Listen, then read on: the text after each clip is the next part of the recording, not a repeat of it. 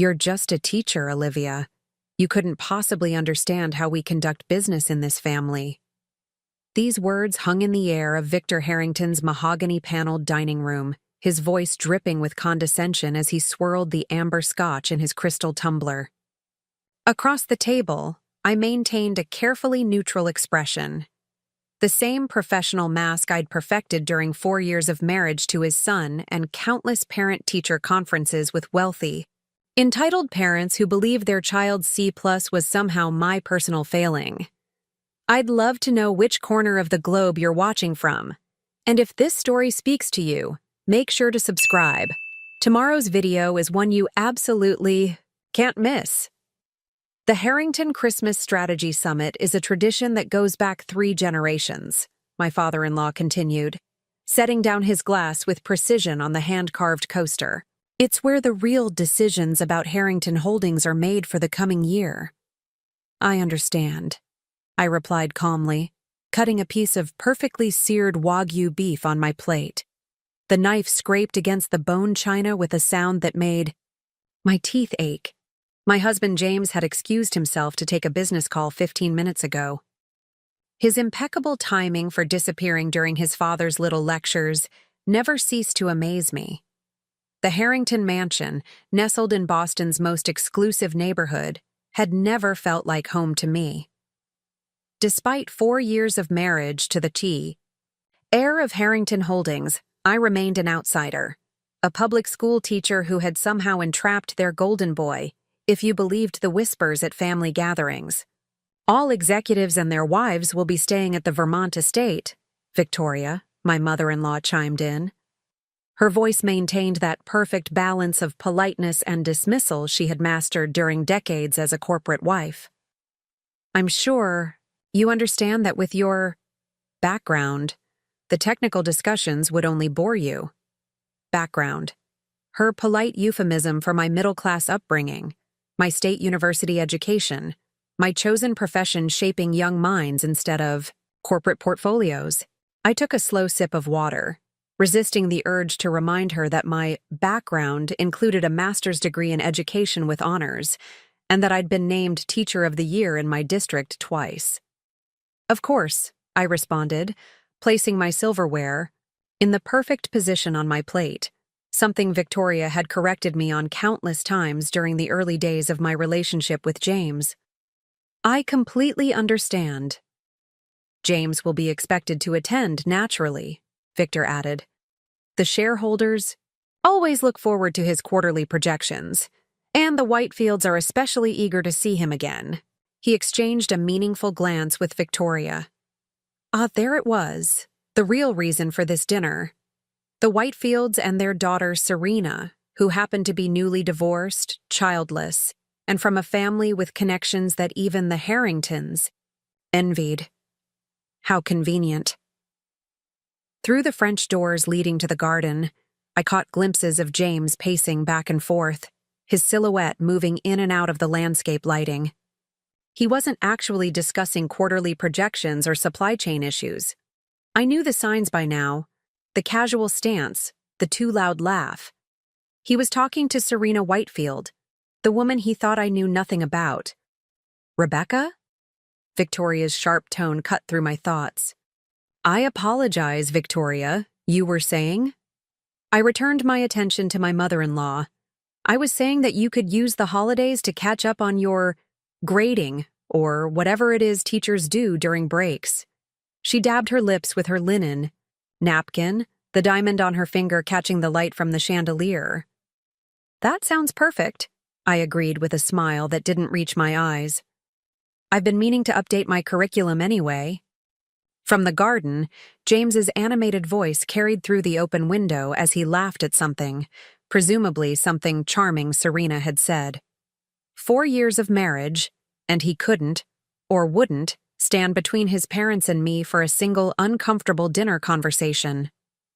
"Mother, Olivia, sorry for stepping away." James breezed back into the dining room, slipping his phone into the pocket of his tailored slacks. His smile was firmly in place, the same smile that had once made my heart race when we'd met at that fundraising gala for the Boston Educational Foundation. Now, I just cataloged it as another performance. What did I miss?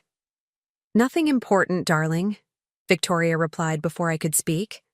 Just discussing Christmas arrangements.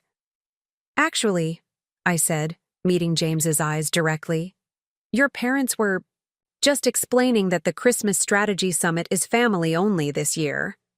A flash of something, guilt, relief, crossed his face before he composed it into an expression of regret. Oh, well, you know how traditional these business retreats are, honey. It'll be boring strategy sessions and old men telling the same hunting stories. He didn't even try to argue for my inclusion, not that I'd expected him to. James always chose the path of least resistance when it came to his parents. It's fine, I said lightly. I've been meaning to visit my sister in Chicago anyway. This was a lie. My sister Megan and I had already arranged our annual January visit months ago, but it sounded better than admitting I'd be spending Christmas alone in our empty brownstone, in Boston's Back Bay, a home that Victor reminded me at every opportunity had been in the Harrington family for generations. How is Megan? James asked, clearly relieved by the change of subject. She's wonderful. Just made a partner at her law firm, actually. I couldn't keep the pride from my voice. Megan had fought her way up from a paralegal position, working twice as hard as everyone else because, like me, she hadn't had the advantages of an Ivy League education or family connections. How enterprising, Victoria commented with the faintest hint of surprise, as though it was shocking that someone from my background could achieve such a position. She always was the ambitious one, I replied, knowing how Victoria felt about ambitious women. In her world, a woman's job was to support her husband's career, manage the household with discreet efficiency, and produce suitable heirs. 3. Tasks at which I was apparently failing spectacularly. The grandfather clock in the hallway chimed 9, its sonorous tones echoing through the mansion. On cue, James checked his watch with an exaggerated gesture. We should probably head out, Olivia. Early faculty meeting tomorrow, right? He stood, helping his mother from her chair with practiced gallantry. Yes, of course. I nodded, allowing him his graceful exit strategy, though I knew perfectly well my faculty meeting wasn't until the following week. Don't forget the shareholders' cocktail reception on Friday, Victoria reminded James as she patted his cheek. The Whitefields will be there, and they're so looking forward to seeing you. I'll be there, Mother, James nodded, then glanced at me. Olivia has that curriculum planning session, though. Another event I'd suddenly been uninvited to, apparently. I hadn't mentioned any curriculum planning to James. Such a shame, Victoria said, not looking at all disappointed. The Whitefields were asking about you both. The three of us moved through. The familiar choreography of departure. The air kisses, the empty promises to get together soon. The performance of familial warmth for the benefit of the housekeeper who appeared silently to see us out. As we walked to the car, James placed his hand at the small of my back. Once, that touch would have sent warmth spreading through me. Now it just felt like pressure, keeping me moving, keeping me in line. That wasn't so bad, was it? He asked, as we pulled away from his parents' estate, the gravel crunching beneath the tires of his Tesla. I didn't answer immediately, watching the security gates close behind us. The ornate wrought iron had always reminded me of a cage. Olivia? James prompted, his tone carrying the edge it always did when I didn't immediately smooth things over. It was fine. I turned to look out the passenger window, not trusting my expression to match my words. Same as always. What James didn't know, what none of the Harringtons knew, was that their perfect family narrative was about to unravel, completely. Because while they saw me as just a teacher, I had been doing some extracurricular work they couldn't possibly imagine. A lot of love and effort went into bringing this story to life. If you're enjoying it, we'd be so grateful if you'd subscribe to our channel. Now, back to where we left off. The drive back to our brownstone passed in tense silence. James attempted small talk a few times, comments about the unusually cold weather, a question about one of my students he pretended to remember, but eventually gave up when my responses remained monosyllabic. By the time we pulled into our garage, he had retreated to the safety of his phone, thumbs tapping away at what he claimed was an urgent email to Singapore. I recognized the particular intensity of his focus, the slight smile he couldn't quite suppress. "Serena again. I need to finish this," he announced as we entered the house, already loosening his tie. "I'll be studying." "Take your time," I replied, hanging my coat in the closet. "I have some work to finish up as well." He looked relieved, already halfway down the hall. "Don't wait up." I watched him go, wondering when exactly we'd become these people, these strangers sharing a house, going through the motions of a marriage. Had it been gradual, or had we always been this way and I just hadn't wanted to see it? In our bedroom, separate from him for the past 8 months, ostensibly because of his early morning calls to international offices and my light sleeping, I kicked off my heels and unzipped my dress. The designer garment slid to the floor in a puddle of midnight blue silk, one of many such dresses hanging in my closet, all purchased to meet Victoria's exacting standards for a Harrington wife's appearance. I stepped into the ensuite bathroom, removing my makeup with methodical care, watching my face emerge from beneath the perfect mask I wore for Harrington dinners. Without the carefully applied cosmetics, I looked younger, more like the woman James had met 6 years ago, the idealistic young teacher who'd caught his eye at her first major fundraising gala in Boston. Back then, I'd been making a name for myself in educational circles, developing an innovative literacy program that had caught the attention of several prestigious private schools. I'd been confident, driven, unapologetically myself. James had said that was what attracted him, my passion for education, my unwillingness to be intimidated by his family name or fortune. "You're nothing like the women I usually meet," he'd said on our third date at a small jazz club near the harbor. "You don't care who my family is." I hadn't then.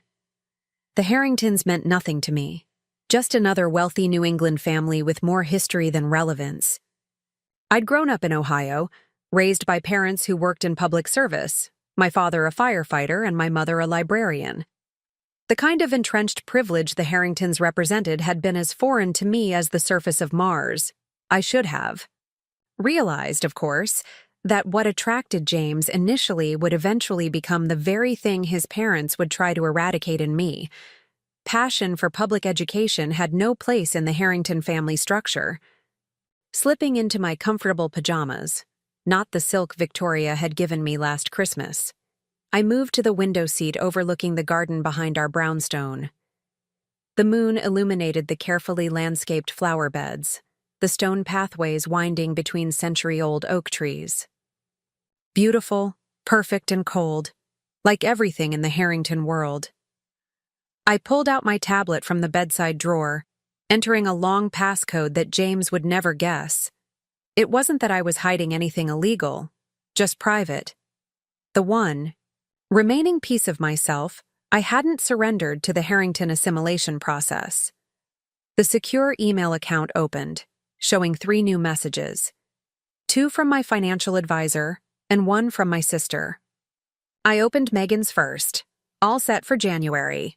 The paperwork came through. Call me when you can talk privately." Short and to the point. Typical Megan.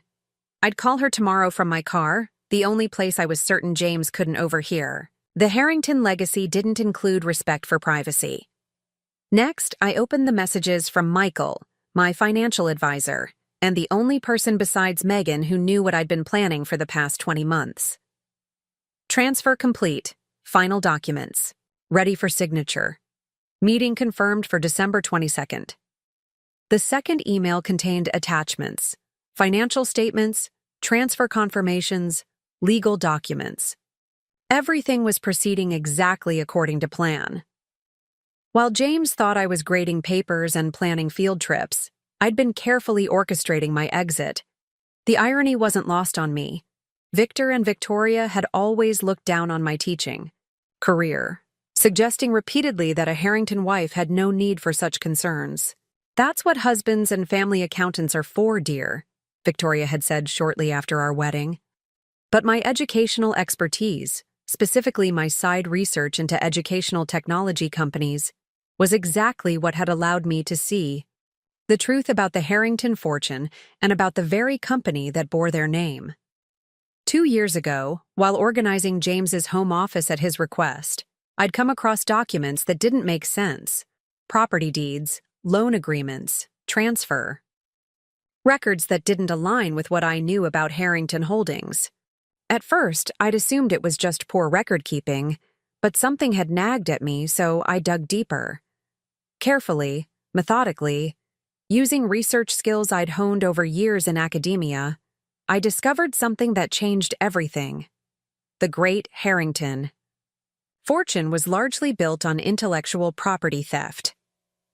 Generations ago, when educational technologies were just emerging, Henry Harrington had stolen patents and innovations from smaller companies, using legal loopholes and financial pressure to force them out of business.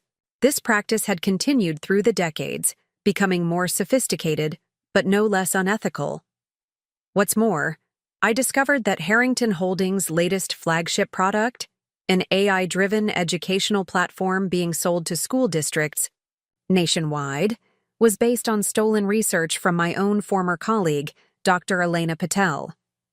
Elena had developed the core algorithm during our graduate work together, only to see her research mysteriously disappear after a meeting with Harrington Holdings representatives 3 years ago. The company James would someday inherit was built on the exploitation of educators, people like me, like Elena, who had devoted their lives to improving learning opportunities for children. The morning light filtered through the curtains, casting patterns across the antique Persian rug.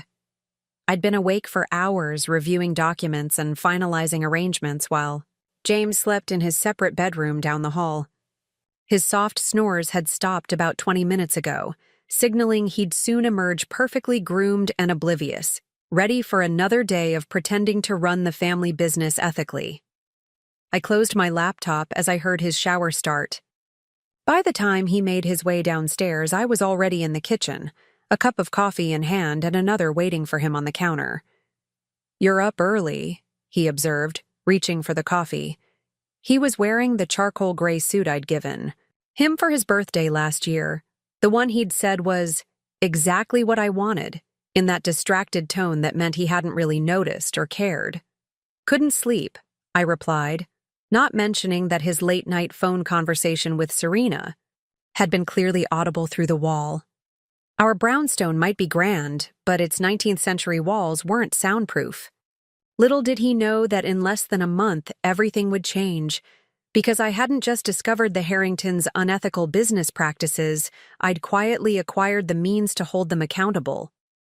"About last night," James began, stirring precisely 1 teaspoon of raw sugar into his coffee. "I think you misunderstood my parents." I bit back a sigh. Of course we were doing this now at 7:30 a.m. when he had exactly 15 minutes before he needed to leave for his first meeting. Just enough time to gaslight me, not enough for a real conversation. Did I? I kept my tone neutral, watching him over. "The rim of my mug. They value you, in their way," he said. "They're just protective of family traditions." Protective? I nodded as though this was a reasonable description of Victor and Victoria's behavior. "And these traditions require my absence. At Christmas." James checked his watch, the vintage Rolex that had been his grandfather's. "It's not personal, Olivia. The summit has always been about business strategy first. The spouses don't usually attend the working sessions." "Except for your Aunt Margaret," I pointed out. "And your cousin Philip's wife, Diane." He frowned slightly. "That's different. Margaret is on the board, and Diane works directly with our international clients. And I have a master's degree in educational technology and 6 years of experience developing learning systems," I countered. "But that's irrelevant because I'm just a teacher, right?" "You chose to stay in public education," he said, a defensive edge creeping into his voice. Nobody forced you to turn down those offers from private academies. No, nobody had forced me. Just strongly suggested, repeatedly, by both James and Victoria, with their comments about how working at elite private schools would create conflicts of interest with potential Harrington Holdings clients in the educational sector. They had worn me down until declining those opportunities seemed like the only way to save my marriage. "You're right," I said, surprising him. It was my choice. Just like what I was planning now was my choice. His expression softened, mistaking my agreement for capitulation. "I promise I'll make it up to you after the holidays. Maybe that weekend in Napa you've been wanting. A weekend that would inevitably be canceled due to some urgent Harrington business, just like our last 3 planned getaways." "That would be nice." I glanced at the antique clock on the kitchen wall. "You'd better get going. Wasn't your meeting with Richardson at 8:30? He drained his coffee and set the cup in the sink, never in the dishwasher, because that was apparently my job, even though we had a housekeeper 3 times a week. "Don't forget, I have that alumni dinner tonight," he said, gathering his briefcase. "The one with the Harvard Business School group." I remember. Another event where a public school teacher's presence would be an embarrassment rather than an asset. I followed him to the front door, maintaining the fiction of our happy marriage all the way through his perfunctory goodbye kiss. As soon as his Tesla disappeared down the street, I dropped the act. The practiced smile fell away, replaced by focus and determination. I had 3 hours before I needed to meet with Michael to finalize the last of the arrangements, and a lot to accomplish first. First, I called Megan from the secure line in my home office, formerly the ladies' sitting room, when the brownstone had been built in 1897, and the only place in the house where I'd replaced all the electronics myself, ensuring nothing was connected to the Harrington family's shared cloud. "Accounts?" "Hey, sis," Megan answered on the second ring. "Secure line?" "Yes." I moved to the window, scanning the garden out of habit, but of course no one was there. The household staff wouldn't arrive until 10, and James was safely ensconced in his corner office downtown. "Everything's proceeding as planned," I told her. "Good. I've got the Chicago paperwork ready. The LLC is established, and the property transfers are set up. Just need your final signature on the closing documents. I'll be there on the 22nd. Ostensibly to start my Christmas visit early," I said. Megan paused, and I could picture her sitting at her glass desk in her Chicago loft, brow furrowed in concern. "Are you sure about the timing? Christmas seems poetic," I supplied. "Fitting. The perfect bookend to last Christmas when Victor announced to the entire family that my continuing employment in public education was the greatest disappointment of his life. I was going to say emotionally complicated, but sure, let's go with the poetic." Megan's voice softened. "How are you holding up?" "I'm fine." I straightened a stack of papers on my desk, financial projections for Harrington Holdings that James had asked me to review when I had time. They confirmed what I already knew. The company was increasingly relying on stolen intellectual property to maintain its market position. Just ready for this to be over. And James still has no idea? None. I moved to my computer, pulling up the surveillance footage from the security system I'd installed when James started coming home with unexplained late nights. The cameras had captured plenty of evidence of his relationship with Serena. Enough to ensure that the fidelity clauses in our prenuptial agreement were thoroughly invalidated. "He still thinks I'm just the trophy wife who gave up her ambitions to support him," I added. "His loss," Megan said firmly. "Literally, in this case." We finalized a few more details before ending the call. Megan, ever the pragmatic attorney, had helped me structure everything to be unassailable. The property acquisitions, the financial transfers, the new identity I'd established for my post-Harrington life. Not illegal, just private and very, very secure.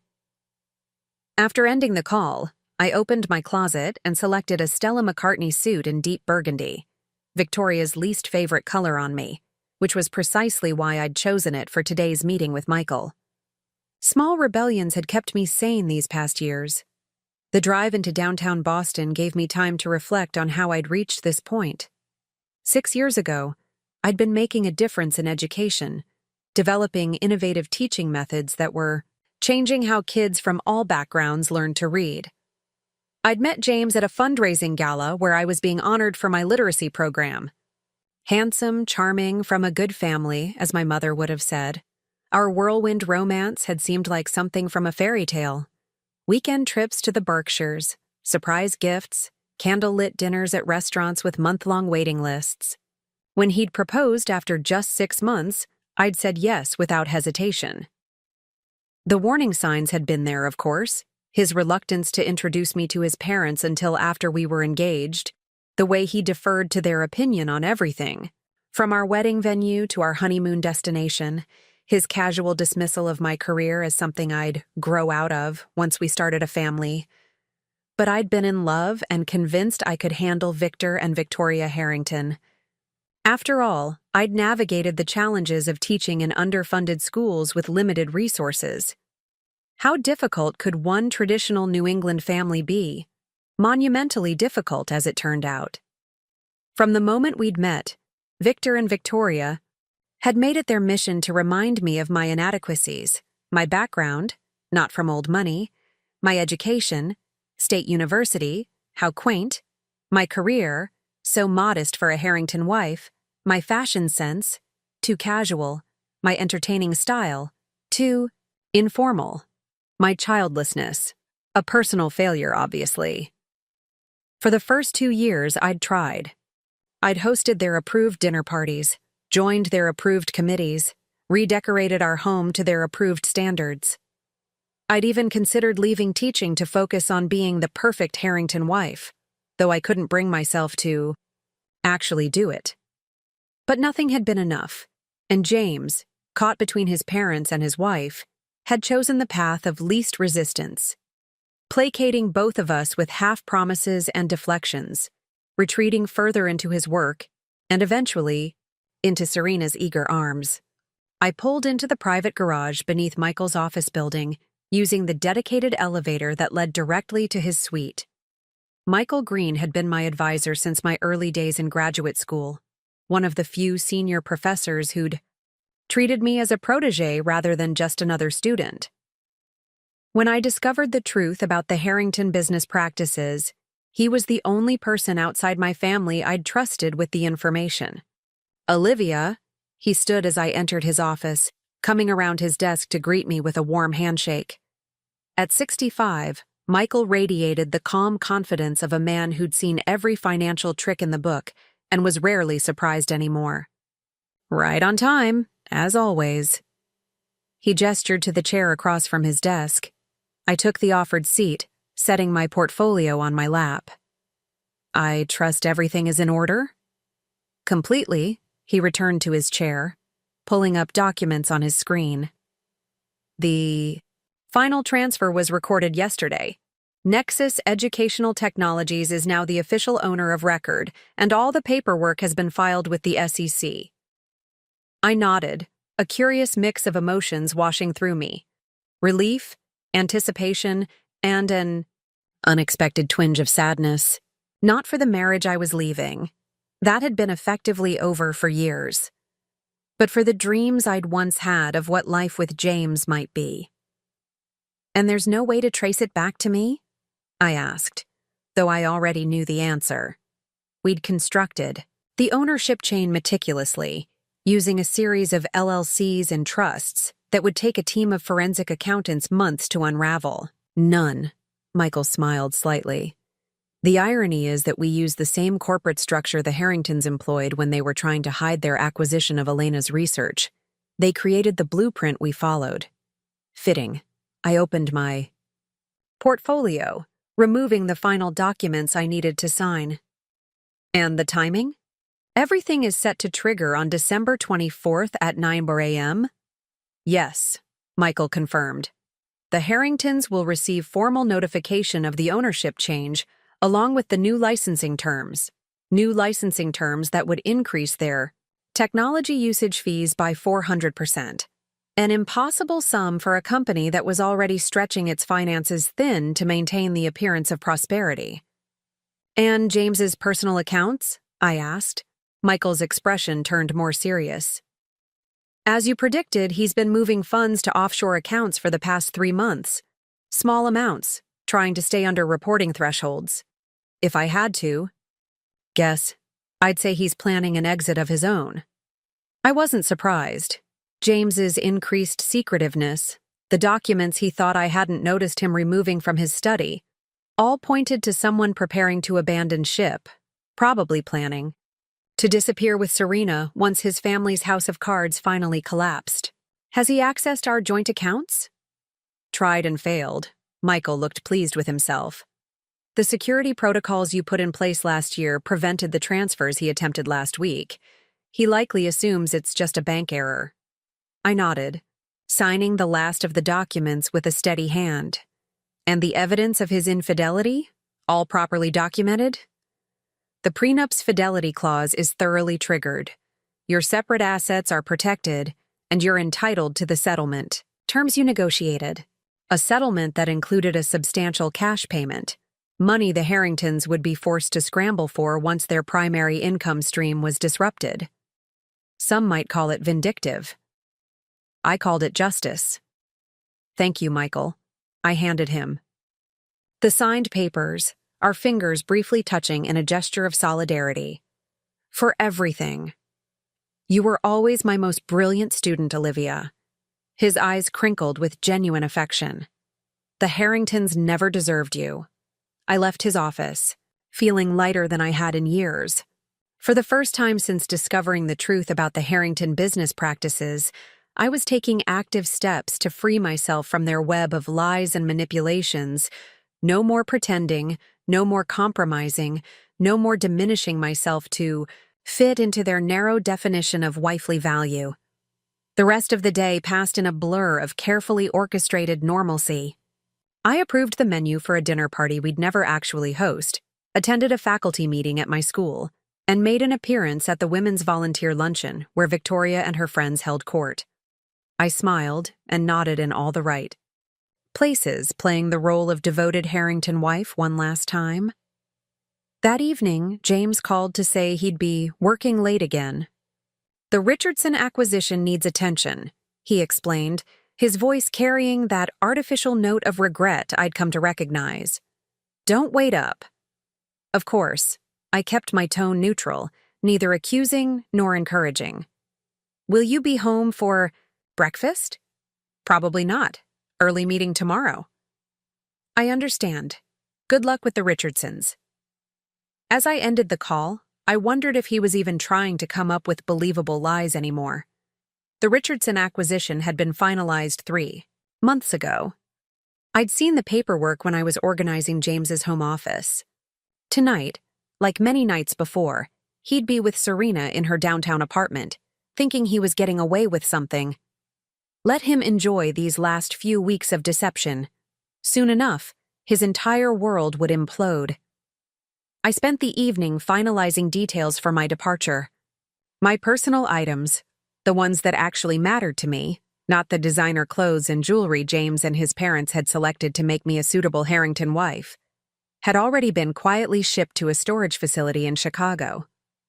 My most important documents were secured in a safe deposit box under my maiden name. My exit strategy was flawless. Just after midnight, my secure phone chimed with a text from an unknown number, one of several burner phones I'd established for secure. Communications. Eagle has landed. Nest secure. Awaiting confirmation for December 22nd extraction. The message was from Natasha, the security specialist Megan had connected me with, a former FBI now running a private firm specializing in high-risk exits for wealthy clients leaving dangerous situations. Not that James had ever been physically abusive. His weapons were psychological, emotional, the slow erosion of self-worth rather than the bruising of flesh. I sent back a simple reply. Confirmed, standard protocol. Slipping the phone back into its hiding place inside a hollowed-out copy of Teaching in the Digital Age, the one book in our library James would never touch. I moved to the window. The Harrington brownstone sprawled before me, moonlight silvering, the ancient oaks and manicured gardens. Such a perfect facade, hiding so much rot beneath. 2 more weeks. That was all I needed to maintain this charade, to keep playing the role of Olivia Harrington, dutiful wife and failed addition to the family legacy. 2 more weeks until I reclaimed myself completely. My phone, my regular phone, buzzed with an incoming call. James. It was nearly 1 a.m. "Hello?" I answered, injecting a sleepy quality into my voice. "Olivia?" His voice was tight, controlled in that way it got when he was angry but trying not to show it. "Did you talk to the Richardsons?" I blinked in genuine confusion. The Richardsons? No, why would I? Because somehow they knew about the Meridian merger, information that was strictly confidential. Ah, the Meridian merger. The desperate attempt to maintain Harrington Holdings' market share by acquiring a smaller competitor that held patents to technologies they'd been illegally copying. I discovered the negotiations months ago when James carelessly left documents on his desk. I haven't spoken to the Richardsons in weeks, James. Not since the charity auction. Someone told them, and now Meridian is reconsidering the terms. The edge in his voice told me more than his words. Without the Meridian merger, Harrington Holdings would face potential patent infringement lawsuits that could expose their entire business model. Maybe it was someone at Meridian, I suggested mildly. These things rarely stay secret for long. It wasn't Meridian. His tone was accusatory. The Richardsons specifically mentioned that they heard it from someone close to the family. That means either my parents or you? I sat up straighter, his implied accusation hitting a nerve. And naturally, you assume it was me, not your father who's been friends with Robert Richardson for 30 years. My father understands what's at stake. Here. And I don't? I kept my voice even, though anger simmered just below the surface. James, I had no idea you were even meeting with the Richardsons tonight. You told me you were working late on the acquisition paperwork, not meeting them personally.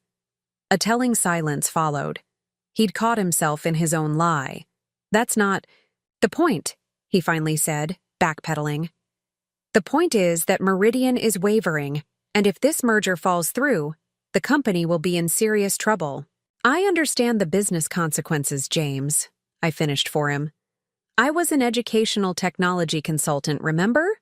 Before I became just a Harrington wife. Don't start with that again, his sigh crackled through the phone connection. I'm under enough pressure without you turning this into another conversation about your career. I bit back my first response, which would have escalated the argument further. That wasn't in my playbook anymore.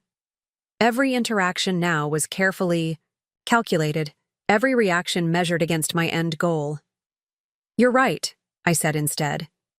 This isn't about me. What does your legal team say about Meridian's hesitation? My sudden pivot to practical matters caught him off guard. They think we can salvage it. Up the offering price, maybe. I have another meeting with them tomorrow morning. I'm sure you'll figure it out. I offered the perfect, supportive wife statement. Empty but reassuring. Yeah. He seemed deflated now, his anger giving way to the weight of his situation. Sorry for calling so late and for accusing me of sabotaging his company, for lying about his whereabouts, for the 1,000 small betrayals that had become our marriage. It's fine, I said, because that's what I always said. Get some rest. Things will look better in the morning. After we hung up, I lay back against my pillows, staring at the elaborate plasterwork ceiling. James's call had inadvertently confirmed what I'd suspected. The Harrington empire was crumbling, faster than even I had anticipated. The Meridian merger was their last hope, a desperate Hail Mary to maintain the illusion of prosperity, and it was apparently already in jeopardy. Part of me, a small, vindictive part I wasn't particularly proud of, wanted to enjoy watching them scramble. But mostly I just felt tired. Tired of the lies, tired of the manipulations, tired of the Harrington obsession with appearances over substance. 2 more weeks, I reminded myself. 2 more weeks of playing along and then I'd be free. But first, I needed to ensure that my acquisition of Nexus Educational Technologies, and through it, the patents that were the foundation of Harrington Holdings' flagship products, remained a complete secret until the perfect moment. The Christmas Strategy Summit, where all the key Harrington decision-makers would be gathered in their Vermont retreat, far from the press and the public eye. Morning. Arrived with crystalline December clarity, sunlight refracting through frost-edged windows. James hadn't come home at all, not even to change clothes. Another piece of evidence for my growing file. I went through my morning routine with practiced efficiency, then headed downstairs to find Victoria sitting at our kitchen island, impeccably. Dressed in a Chanel suit, sipping from one of my grandmother's antique teacups. Victoria. I managed to mask my surprise, maintaining a neutral expression. I didn't realize you were coming by this morning. Clearly, her gaze swept over my silk pajamas and robe, perfectly respectable attire for a woman in her own home at 7:30 a.m., but apparently not up to Harrington standards for receiving unexpected mother-in-law visits. I would have dressed if I'd known you were coming, I said mildly, moving to the coffee maker. James didn't mention you'd be stopping by. James doesn't know I'm here. She set down her teacup with a delicate clink. This is between you and me, Olivia. A conversation between Victoria and me without James as a buffer. This was unprecedented in our 4-year history. I see. I poured my coffee, taking my time, refusing to show the unease her presence triggered. What can I help you with? You can explain why you've been meeting with Michael Green. The cup stilled halfway to my lips. How did she know about Michael? I'd been extraordinarily careful, using back entrances, secure communications, meeting during times when the Harrington sphere of influence should have been occupied elsewhere. I took a slow sip before responding, using the moment to compose my thoughts. Michael has been my financial advisor for years, Victoria, since before I met James. A fact you neglected to mention when you joined our family. I wasn't aware I needed to provide a complete list of my professional relationships. You do when those relationships intersect with family interests. Her lips thinned into a hard line. And how exactly does my financial advisor intersect with Harrington interests? I leaned against the counter, projecting a confidence I didn't entirely feel. The kitchen suddenly seemed smaller, the air between us charged with unspoken accusations. Don't play naive, Olivia. It doesn't suit you. Victoria stood, smoothing her already immaculate skirt. Michael Green was investigated by the SEC for his role in an educational technology patent dispute 5 years ago.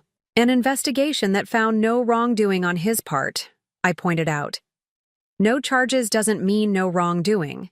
It just means he was careful. She moved closer, her perfume, always Hermes, enveloping me in its suffocating cloud of old money. What I want to know is what you're planning. Planning? I arched an eyebrow, the picture of innocence. I'm not planning anything, Victoria. Just managing my personal finances, which have nothing to do with Harrington interests. Everything a Harrington wife does reflects on the family, she countered, especially now when James is navigating sensitive business matters. The Meridian. Merger, I said, deciding to meet her head-on. If you're concerned about the merger, you should talk to James. I'm not involved in Harrington business decisions.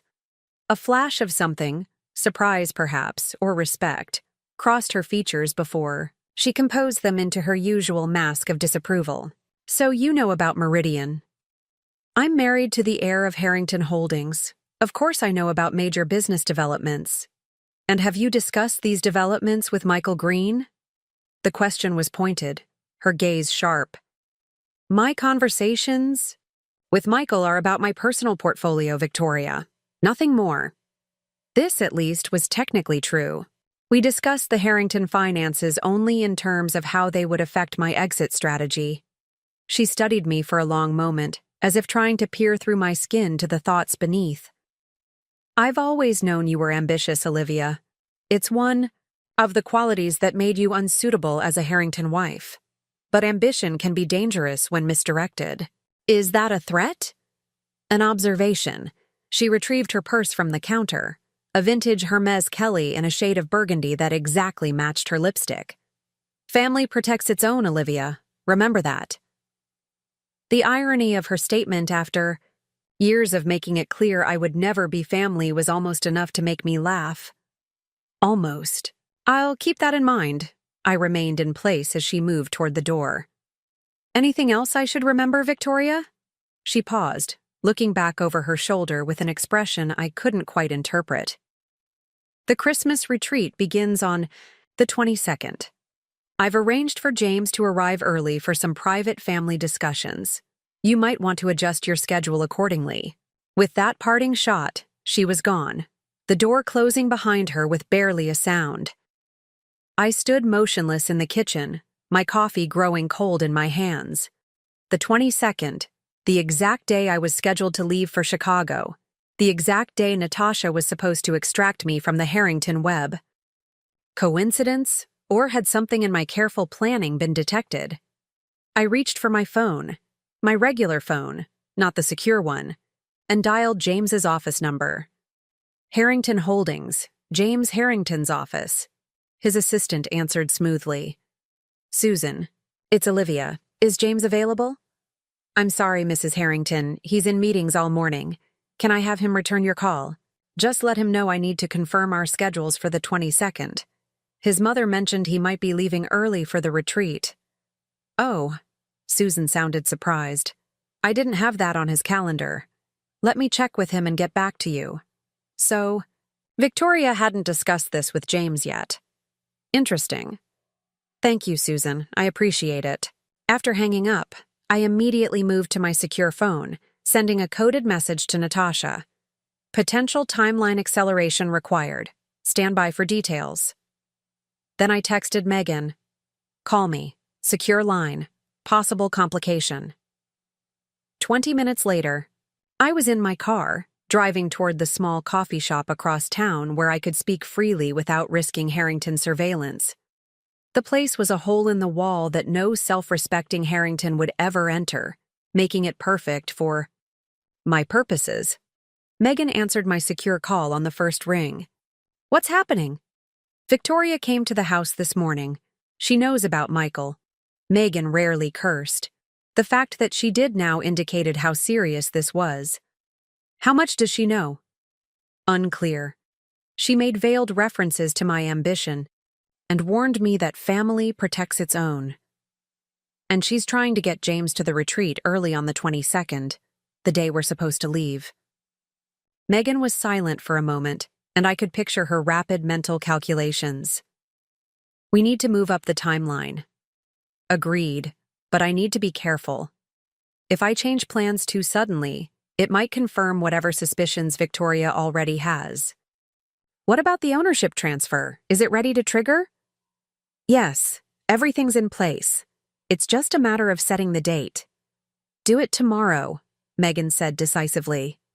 Better to move while they're still trying to figure out what you're planning, rather than waiting until they know. And my exit? I'll call Natasha. We can have you out by tomorrow night. The paperwork can be handled remotely. I took a deep breath, feeling the weight of 4 years of planning suddenly compressing into less than 48 hours. Okay, I'll contact Michael and set things in motion. Be careful, Liv. Megan's voice softened with concern. The Harringtons didn't get where they are by being stupid. If Victoria suspects something, she won't stop. Neither will I said with quiet determination. I've come too far. After ending the call, I sat in my car for several minutes, recalibrating my mental timeline. Everything I'd carefully arranged over years was now accelerated to a breakneck pace. The margin for error had just shrunk drastically. My phone buzzed, with a text from James. Mother mentioned Christmas retreat. Not planning to leave early. Working on the Meridian situation. Talk tonight. So Victoria had lied about James's early departure. A test, perhaps, or a ploy to disrupt whatever she thought I was planning. Either way, it confirmed my instinct to accelerate the plan. The Harringtons were circling, sensing a threat, but not yet able to identify it. I started my car and headed directly to Michael's office, taking a circuitous route and checking frequently for any sign of surveillance. Paranoid, perhaps, but the Harringtons had resources and connections throughout Boston. Better safe than sorry. Michael was surprised to see me without an appointment, but ushered me into his private office immediately. "We need to move up the timeline," I said without preamble. "Victoria knows we're meeting." His eyebrows shot up. "How?" "Unknown, but she came to the house this morning to warn me about my ambition and remind me that family protects its own." I couldn't keep the edge from my voice. Typical Harrington intimidation tactics. Michael moved to his computer, fingers flying over the keyboard. "How soon do you want to trigger the ownership transfer?" "Tomorrow." He paused, looking up at me. "That's aggressive. The notification letters are prepared for the 24th. The legal team will need to. Can it be done or not, Michael?" I cut in, my voice sharper than intended. "It can be done," he assured me. "But you need to be prepared for immediate fallout. Once the Harringtons receive notification of the ownership change, they'll mobilize every resource they have. Legal challenges, personal attacks, possibly even attempts to freeze your assets. Let them try." I pulled out my secure phone, sending another coded message to Natasha. "Confirmation for accelerated timeline. Tomorrow night." Michael's tone made me look up. His expression was grave. "Are you absolutely certain you want to do this? Once we trigger the transfer, there's no turning back. The Harringtons will never forgive what they'll see as betrayal." I thought about Victoria's cold dismissal of me over 4 years, James's gradual abandonment as he retreated into work, and Serena's arms, the systematic dismantling of my confidence, my career, my sense of self. I met Michael's eyes steadily. "I'm not betraying them, Michael. I'm just beating them to the punch." He studied me for a long moment, then nodded. "I'll set everything in motion. The transfer will execute at 9:01 a.m. tomorrow. Notification will be delivered to Harrington Holdings and to the family residences simultaneously. And my accounts? Already secured. The moment the transfer executes, your personal funds will be moved to the new accounts we established, untraceable and completely separate from anything connected to the Harringtons." "Thank you, Michael." I stood, suddenly feeling the weight of years of planning, of pretending, of waiting for this moment, for everything to finally come to fruition, for everything. "Just be careful for the next 24 hours, he warned. "Don't give them any reason to suspect what's coming." I left Michael's office through the private elevator, emerged into the parking garage, and sat in my car for several minutes, focusing on my breathing.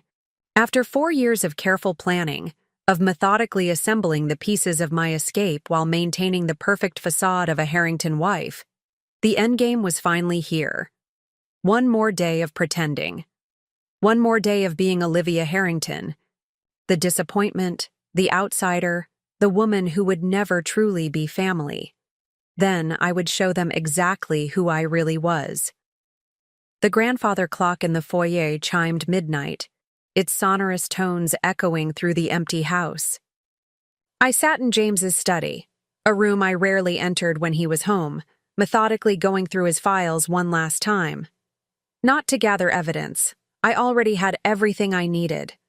This was about making sure I hadn't missed anything that might come back to haunt me. My phone buzzed with a text from Natasha. "Extraction confirmed. 10 p.m. tomorrow. Standard protocol." I sent back a simple acknowledgement, then returned to my task. The Meridian merger documents were spread before me, revealing the desperate measures the Harringtons were taking to save their sinking corporate ship. The terms were heavily weighted in Meridian's favor. They were essentially acquiring Harrington Holdings' intellectual property for pennies on the dollar, while allowing the Harrington name to remain on the letterhead as a face-saving gesture. No. Wonder James was stressed. This wasn't a merger. It was a surrender disguised as a strategic partnership. I took photos of the key pages, encrypting them to my secure cloud storage. Not because I planned to use them. I had no interest in corporate espionage, but because knowledge was protection. If the Harringtons came after me, I wanted every possible shield. The front door opened and closed, followed by the familiar sound of footsteps in the hallway. James wasn't supposed to be home tonight. Another late meeting had been the excuse. Yet, here he was at midnight, and from the uneven cadence of his steps, he'd been drinking. I quickly restored the files to their original order and shut down my tablet. By the time the study door opened, I was sitting calmly in his leather chair, a single desk lamp illuminating the room. Olivia? James stood in the doorway, his tie askew, confusion evident on his face. What are you doing here? Waiting for you. I kept my voice neutral, studying him. His normally impeccable appearance was distinctly rumpled, and there was a smudge of lipstick on his collar. Not even trying to hide it anymore. I thought you had a late meeting. It finished early. The lie rolled off his tongue with practiced ease. Why are you waiting in my study? We need to talk about Christmas. I stood, smoothing my silk robe. And about what your mother said this morning. He blinked, clearly caught off guard. My mother? What did she say? She came by the house. Didn't she tell you? No, he frowned, moving further into the room and dropping his briefcase on the desk. What did she want? To warn me, apparently, about my ambition being misdirected. James's expression shifted to weariness, replacing confusion. What does that mean? You tell me, James. I moved around the desk, maintaining a careful distance between us. She seems to think I'm some kind of threat to the family. She's just protective. You know how she gets. Protective of what, exactly? The family name? The family secrets? I paused, watching his reaction closely. The family finances? His head snapped up, eyes narrowing. What are you implying? I'm not implying anything. Just trying to understand why your mother felt the need to deliver cryptic warnings about family loyalty while you're supposedly working late on the Meridian merger. How do you know about Meridian? His voice had taken on an edge. You mentioned it last night, remember? When you called to accuse me of leaking information to the Richardsons. His shoulders relaxed slightly. Right. I was under a lot of pressure. Clearly. I nodded toward the lipstick stain on his collar. Is that what they're calling it these days? Pressure? James's hand went to his collar, his expression cycling through surprise, guilt, and finally settling on defensiveness. It's not what you think. It never is. I moved toward the door, suddenly tired of the charade. Go to bed, James. We both know you're going to sleep in the guest room anyway. Olivia. He reached for my arm, but I sidestepped his grasp. Save? It. I paused at the doorway, looking back at him. This man I'd once loved enough to uproot my life for. Whatever story you're about to tell, I don't want to hear it. Not tonight. I left him standing there, surrounded by the trappings of Harrington prestige, the antique desk that had belonged to his great-grandfather, the oil paintings of stern-faced ancestors, the shelves of leather-bound books that I doubted he'd ever read. All symbols of a legacy that was crumbling beneath the weight of its own pretensions. In my bedroom, I locked the door. Something I'd started doing months ago when James's late-night returns sometimes included attempts at drunken reconciliation. Tonight especially, I needed the barrier between us. Tomorrow, everything would change, and I couldn't risk a moment of weakness, of nostalgia for what might have been. I pulled out my secure phone, checking for updates from Megan and Natasha. Everything was proceeding according to the accelerated timeline. By this time tomorrow night, I'd be on a private plane to Chicago, leaving the Harrington name and all its associated burdens behind. Sleep eluded me as I ran through mental checklists. anticipating potential complications, reviewing contingency plans. So much could still go wrong. The Harringtons had resources, connections, and influence. Once they realized what was happening, they would marshal everything at their disposal to counter me. But I had the advantage of surprise and of knowing exactly how the Harrington empire was structured, all its weaknesses, its pressure points, its carefully hidden vulnerabilities. Dawn was breaking when I finally drifted into an uneasy sleep. The first rays of sunlight filtering through the curtains I'd never liked but had installed because Victoria insisted they were appropriate for a Harrington residence. The alarm woke me at 7 a.m. I showered and dressed with deliberate care, selecting a conservative Donna Karan suit in navy, the perfect Harrington wife attire for a Wednesday in December. Nothing that would signal today was different from any other day. Downstairs, I was surprised to find James in the kitchen, already dressed for work and making coffee. This deviation from our normal routine, where he typically slept late after his late meetings, put me immediately on alert. "You're up early," I observed, keeping my tone casual as I reached for a mug. Couldn't sleep. He didn't see my eyes, focusing instead on stirring his coffee with unnecessary attention. "About last night?" "It's fine," I cut him off, not wanting to navigate another round of excuses and half-apologies. "We both said things we didn't mean." He looked up, relief evident in his expression. "So we're okay?" "We're fine." I checked my watch, 8:15 a.m., 45 minutes until the ownership transfer executed. "Don't you have that meeting with Meridian today?" "It's been pushed to this afternoon." He took a sip of his coffee, studying me over the rim of his mug. "Mother wants to see us for lunch, both of us."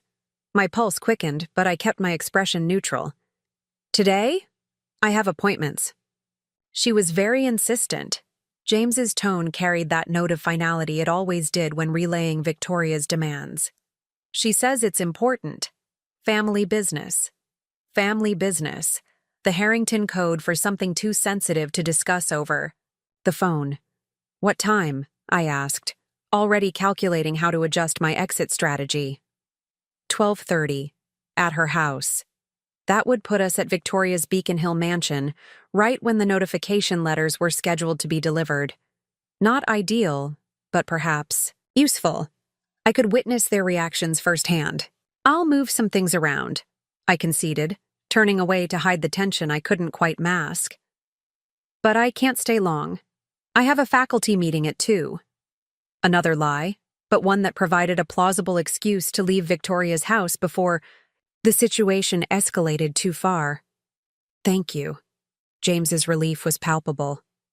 "Mother will appreciate it." I doubted Victoria had ever genuinely appreciated anything I'd done, but I simply nodded, focusing on preparing my own coffee. "Will you be home for dinner?" "Probably not. The Meridian situation is complicated. I understand." I checked my watch. Again, 8:25 a.m. "I should get going. I need to stop by the school before I reschedule my other appointments." The school, my refuge, the one place in my life where I was valued for my mind rather than my ability to play the perfect Harrington wife. After today, I would never have to choose between my career and someone else's expectations again. "Right?" He nodded, clearly not remembering that it was winter break and the school was closed. "I should get to the office." I waited until I heard his car pull away before moving into action, sending rapid-fire texts to Natasha and Megan on my secure phone, updating them on the change in plans. "Lunch at Victoria's house at 12:30. We'll proceed with 10 p.m. extraction as planned, secure all documents and prepare for potential escalation." Megan's response was immediate. "Be careful. If they suspect anything, get out immediately. Natasha will be on standby all day."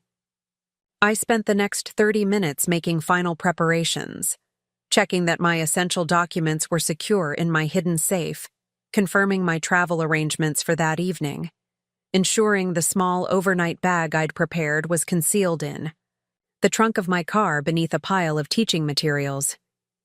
At precisely 9 a.m., my secure phone buzzed with Michael's message. Transfer executed, notifications dispatched, account secured. It was done.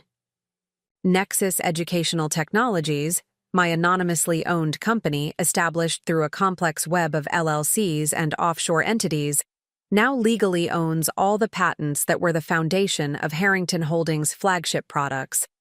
By the time Harringtons realized what had happened, I would be beyond their reach, and they would be facing both the imminent collapse of their company and the loss of their family legacy.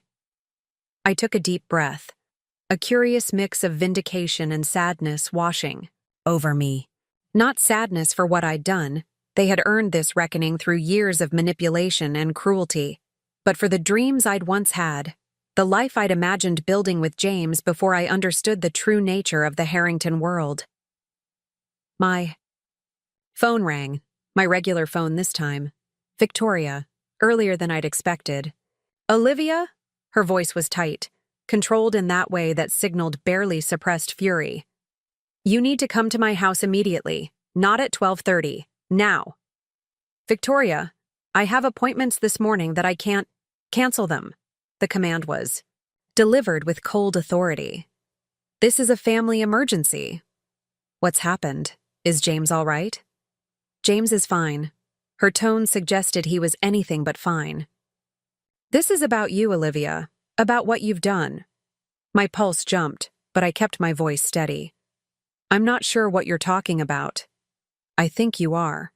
The chill in her voice could have frozen the Atlantic. You have 30 minutes to get here. Or I'm calling our attorneys. She hung up before I could respond, leaving me standing in the kitchen, phone in hand, heart pounding. They knew. Somehow, they had discovered my plan before the notification letters had even been delivered. But how? I'd been so careful, so meticulous in covering my tracks. I texted Natasha immediately. Compromised. MEL knows. Moving to extraction immediately. Her response was swift. En route. 20 minutes to your location. Standard extraction protocol. No time for the carefully planned evening departure. I needed to leave now, before the full weight of Harrington retaliation came crashing down. I moved through the house quickly, grabbing my secure laptop, my document portfolio, and the small case of personal jewelry I'd inherited from my grandmother. The only pieces that held genuine sentimental value among the designer baubles James had given me over the years. As I reached the garage, my phone rang again. James this time. I hesitated, then answered, keeping my voice calm. James, I was just about to call you. Your mother said there's some kind of emergency. Where are you? His voice was tightly controlled, a dangerous undercurrent I'd rarely heard from him. At home. I'm just leaving to meet you and your mother. Don't bother.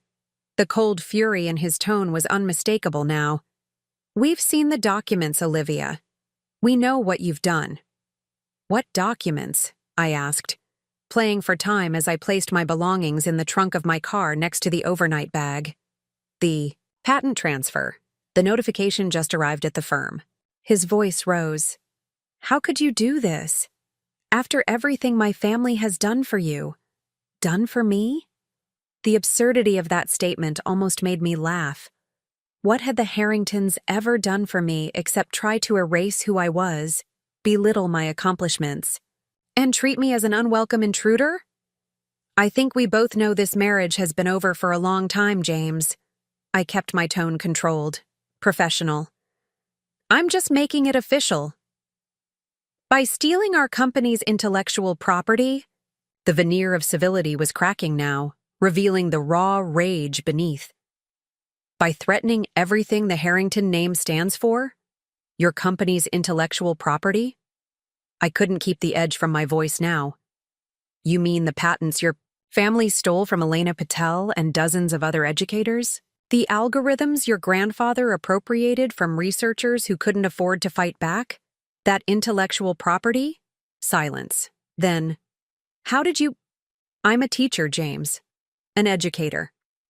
Did you really think I wouldn't notice when my own colleagues' research appeared in your company's products? Did you really think I wouldn't investigate when the tutoring algorithm we developed in graduate school suddenly showed up in SmartLearn Pro with a Harrington copyright? You had no right to look into our private business matters. His voice had turned cold, calculating. Good luck with that argument in court. I started my car, the engine purring to life. The patent transfer is completely legal. Your family built Harrington Holdings on stolen intellectual property. I just helped return it to its rightful sector, education. With what money? He demanded. Where did you get the funds for something like this? You're a public school teacher. You make $60,000 a year. Did you really think I liquidated all my investments when I married you? That I just handed over my financial independence along with my career aspirations? I pulled out of the garage, checking the rearview mirror for any sign of Natasha's vehicle. I've been planning this for a long time, James. Ever since I found out about Elena's research. And about Serena. Another stunned silence. How did you know about your affair? The same way I knew about the others before her. I pay attention. Something you and your parents never bothered to do with me. This isn't over, Olivia, he said, his voice hardening with the entitled certainty of a man who had never faced consequences for his actions. You won't get away with this. The Harringtons protect their own. That's the thing, James, I replied, watching Natasha's sleek black SUV turn into the driveway as I reached the end of it. I was never one of your own. Your mother made that perfectly clear from day one. You're just a teacher, Olivia. Remember? Olivia? Goodbye, James. I ended the call, slipping my phone into my purse as Natasha approached. Tall, athletic, with the alert eyes of someone who had spent years in law enforcement. Her professional demeanor was reassuring in its calm efficiency. Mrs. Harrington, she confirmed, her expression betraying nothing. We need to move quickly. My team reports activity at your mother-in-law's estate, suggesting private security mobilization. Of course, Victoria would call in reinforcements. The Harringtons wouldn't handle this embarrassment through normal legal channels if they could help it. I'm ready. I gestured to my car. I'll follow you to the airfield. She shook her head. Too risky. Leave your vehicle. We'll use mine. Security. Protocols. I hesitated only briefly, glancing back at the brownstone that had been my prison for 4 years. Everything that mattered was already in my trunk. The rest, the designer clothes, the Harrington heirlooms, the trappings of a life that had never truly been mine, could stay behind. Let it go, I said, helping Natasha transfer my essential bags to her vehicle. We were pulling away from the property when a familiar Mercedes turned sharply into the driveway, Victoria, arriving far sooner than I'd anticipated. Our vehicles passed each other at the gate, and for one electric moment, her eyes locked with mine through the tinted windows of Natasha's SUV. I couldn't be certain she recognized me, but the way her face hardened suggested she had. We've been made, Natasha said calmly, accelerating smoothly as we hit the main road. Plan B activated. She pressed a button on her steering wheel, and a voice responded through the vehicle's communication system. Confirmed. Diversion team. Deployed. Private airfield access secured. Natasha caught my questioning glance in the rearview mirror. Precautionary measures. Your mother-in-law has already contacted her security team. They'll be looking for your vehicle and commercial flight. Bookings under your name. How do you know that? A slight smile touched her lips. We have ears in several security firms in Boston. Standard procedure for high-profile extractions. I sat back, a strange calm settling over me now that events were in motion. After years of planning, of maintaining the perfect Harrington wife facade while meticulously building my escape route, the actual moment of departure felt almost anticlimactic. Your sister is standing by in Chicago, Natasha continued, taking a series of turns that seemed designed to identify any potential tail. Michael Green has executed the remaining financial transfers. All accounts are secure. And the patent notification? I asked. Confirmed at 9:17 a.m. Harrington Holdings, your mother-in-law's residence, and the family attorney's office all received the documentation simultaneously. Natasha checked her mirrors before merging onto a less-traveled road heading away from the city.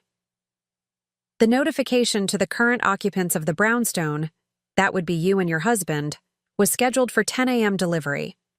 I checked my watch. 9:43 a.m. The courier would arrive to find no one home, a small disappointment. I'd hoped to be there when James received official notification that his family no longer owned the intellectual property that was the foundation of their company. But witnessing Victoria's reaction at the gate had been satisfying enough. My phone buzzed incessantly. Calls from James, from Victoria, from numbers I didn't recognize but guessed were Harrington attorneys. I silenced it and placed it in my purse. That chapter of my life was closed. How long is the airfield? I asked, watching the Boston cityscape recede in the side mirror. 28 minutes under normal conditions? We're taking an alternate route, so approximately 40. Natasha's driving was precise, professional. Your chartered flight is being prepared. Wheels Up is scheduled for 11 a.m. Less than 2 hours. From now, I would be airborne, leaving Massachusetts and the Harrington legacy behind forever. The thought should have been exhilarating, but instead, I felt a curious emptiness. Not regret exactly, but a hollow acknowledgement of 4 years, spent in an emotional wasteland, pretending to be someone I wasn't for a family that had never wanted me. They'll try to stop the flight, I said, thinking aloud. The Harringtons have connections at all the major airports. We're not using a major airport, Natasha replied. The private airfield is owned by a client of ours. No Harrington influence. There, I nodded, trusting her expertise but still scanning the road behind us for any sign of pursuit. The Harringtons weren't accustomed to losing, especially not to someone they considered an outsider, an interloper in their rarefied world. My secure phone buzzed. Megan checking in. Status update? I typed quickly. Extraction in progress. ETA Chicago, 2:30 p.m. Your time. Be aware. Patent transfer notification delivered.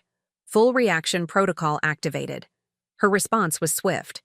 All systems go on this. End. Legal team standing by. Security perimeter established at safe house. Call when airborne.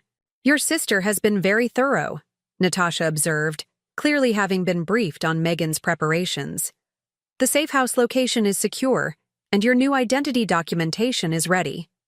New identity, the final phase of my exit strategy. Not because I'd done anything illegal, but because I knew the Harringtons would use every resource at their disposal to track me down, to inflict whatever retribution they could for the perceived betrayal of their family. Olivia Harrington died the moment she signed those patent transfer documents, I said quietly. Time for Catherine Walsh to begin her life. Natasha nodded, understanding the reference to my new legal identity, established over months through entirely legitimate channels.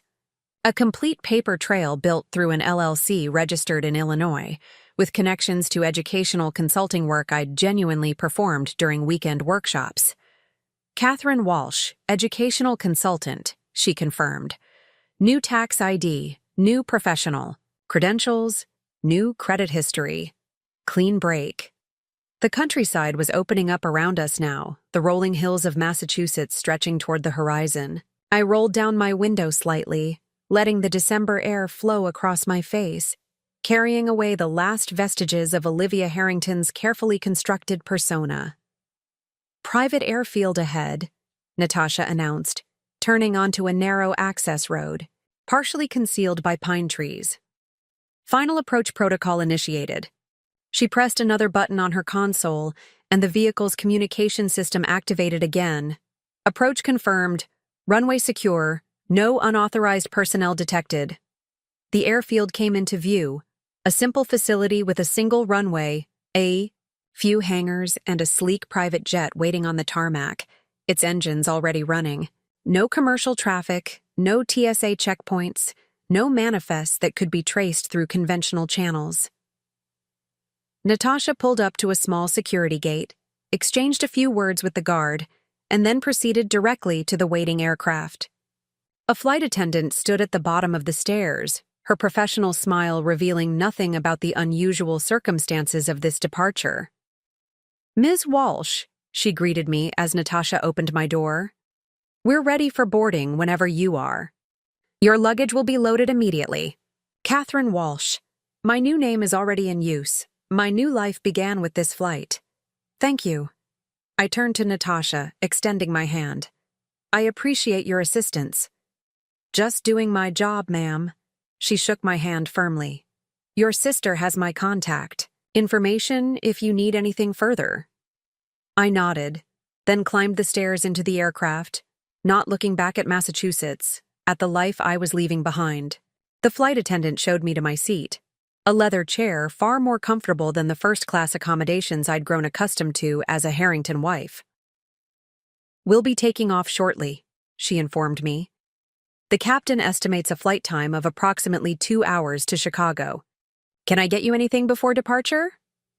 "Just water, thank you."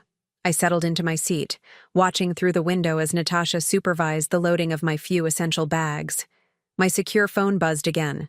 Michael, this time. "Harrington attorneys attempted an emergency injunction with Judge Harrison. Unlikely to succeed given clean patent transfer. All accounts are secure. Good luck, Olivia." I smiled slightly at his use of my soon-to-be former name. Michael had been one of the few people in my life who had seen me, really seen me, for who I was, not who the Harringtons had tried to shape me into being. "Thank you for everything, Michael," I texted back. "Catherine sends her regards." Cabin door closed, and the flight attendant announced our imminent departure. I fastened my seatbelt, closed my eyes, and focused on my breathing as the aircraft began to move. The past 4 years scrolled through my mind like scenes from someone else's life.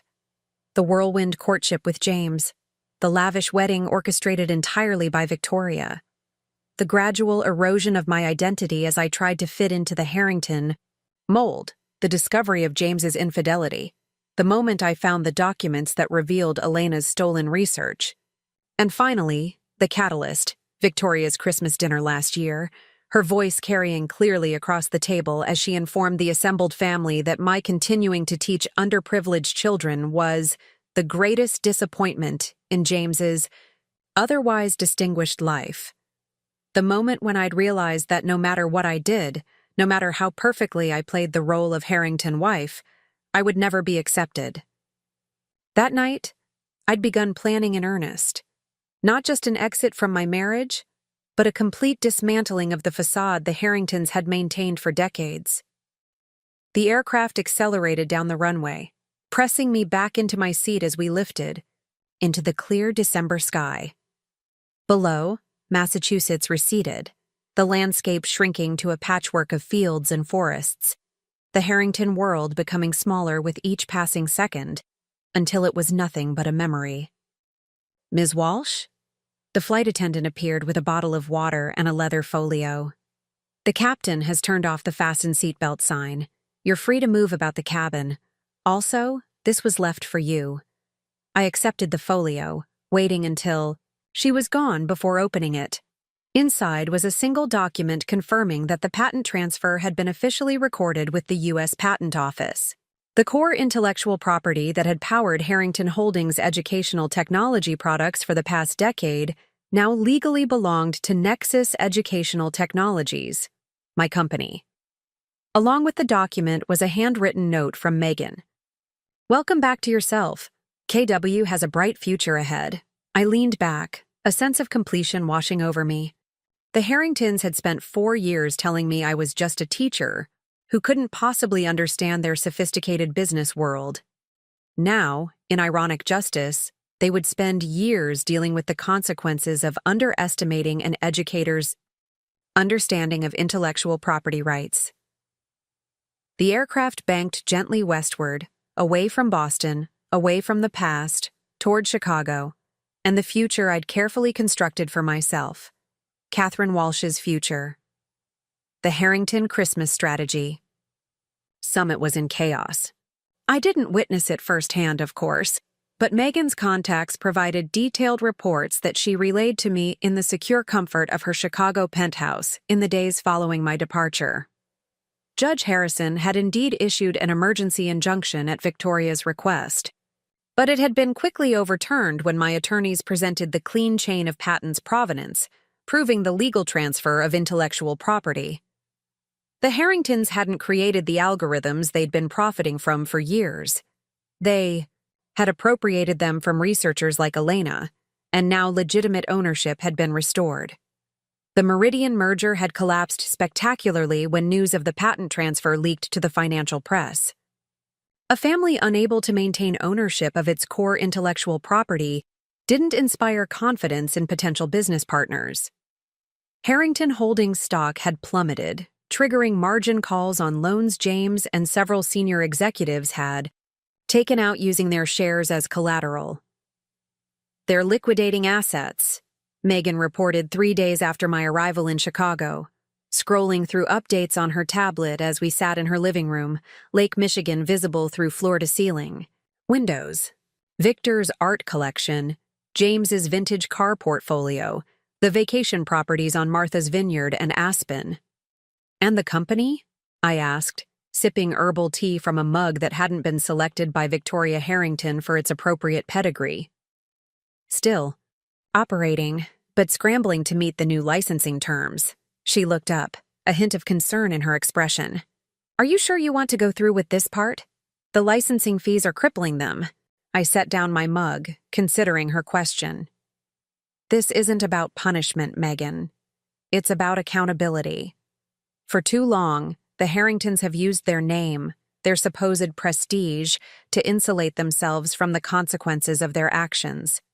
They've built their fortune on the theft of intellectual property from educators who couldn't fight back." "So what happens next?" Megan asked. "Once they've paid what they owe? Nexus will use the licensing revenue to establish a foundation providing grants to educational researchers, the very people Harrington Holdings has been exploiting for decades. The company can continue to use the technology they've built their products around, but now they'll pay fair market value for it, and the proceeds will benefit education, not just the Harrington family coffers." Megan's eyebrows rose. "You're not keeping the patent revenue for yourself?" "Catherine Walsh doesn't need to profit from Harrington misfortune." I smiled, feeling lighter than I had in years. She has other plans for her future. Those plans were already taking shape. Using my educational expertise, skills that had lain dormant but not disappeared during my years as a Harrington wife, I'd established a consulting firm specializing in helping schools integrate technology ethically and effectively. The Catherine Walsh Foundation would provide grants and educational resources to teachers developing innovative learning solutions, offering pathways for their work to reach students without being exploited by corporate interests. "Speaking of plans," Megan said, setting aside her tablet. "Michael sent over the final divorce papers. James has been served, but he's refusing to sign." "He'll sign." I felt oddly detached from the legal dismantling of my marriage. The emotional severing had happened long ago. Once he realizes the prenuptial agreement is invalidated by his infidelity and that fighting me will only expose more Harrington secrets to public scrutiny. "And Victoria? Any direct communication?" I shook my head. "Not with me, but apparently she's been quite vocal among her social circle about her gold-digging daughter-in-law's betrayal." "Classy as ever," Megan muttered. "It doesn't matter." I stood, moving to the window to watch the sunset painting Lake Michigan in shades of gold and crimson. "Victoria Harrington has no power over Catherine Walsh." My secure phone buzzed with an incoming message, an update from my legal team in Boston. I scanned it quickly, then handed the phone to Megan. "It's happening faster than we thought," I said as she read the message. "James signed the divorce papers. Uncontested, all terms accepted." "That's surprising." Megan looked up from the phone. "What changed?" According to his attorney's note, He wants to put this unfortunate chapter behind him and focus on rebuilding the Harrington legacy. I couldn't keep the irony from my voice. Translation: he's cutting his losses. The family's in too much. Financial trouble to fight a legal battle they know they'll lose. So it's over? Megan asked. Just like that? Was it over? The marriage, yes. The legal entanglements soon. But the echo of those years, the systematic diminishment, the casual cruelty, the gradual erosion of self-worth, those would take longer to fade. Not completely, I acknowledged, but I'm ready for whatever comes next. What came next, as it turned out, was an unexpected email from James, arriving on Christmas Eve, the day the Harrington Family Strategy Summit would normally have been in full swing, with its ritualized exclusion of those deemed not real family members. I hesitated before opening it, wondering if it contained more recriminations, more accusations, more attempts to make me feel guilty for the consequences of their own actions. Instead, I found something entirely unexpected. The email from James was brief but surprisingly frank. Olivia, by the time you read this, the divorce will be finalized. I won't pretend to understand why you've done what you've done, but perhaps I deserve it. I wasn't the husband you deserved, and you weren't the wife my parents wanted. We were, both trapped in roles that didn't fit. I don't know where you are, and I won't try to find out. Mother is devastated, naturally, but she'll survive. The Harringtons always do, even if our circumstances are reduced for the foreseeable future. I thought you should know there will be a press release Monday. We're announcing a complete restructuring of Harrington Holdings. Father is stepping down as CEO, and I've declined the position.